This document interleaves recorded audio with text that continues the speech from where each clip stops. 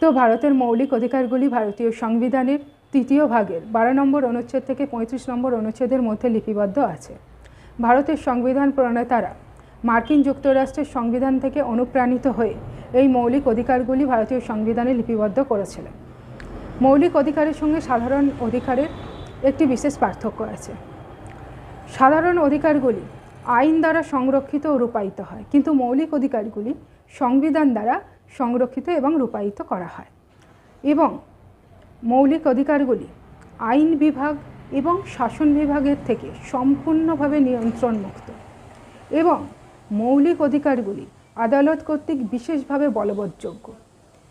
আর মৌলিক অধিকারগুলি সাধারণ অধিকারের মতো সাধারণ আইন পাশের মাধ্যমে সংশোধন করা যায় না। মৌলিক অধিকারগুলিকে সংশোধন করতে গেলে বিশেষভাবে সংবিধান সংশোধনের প্রয়োজন হয়।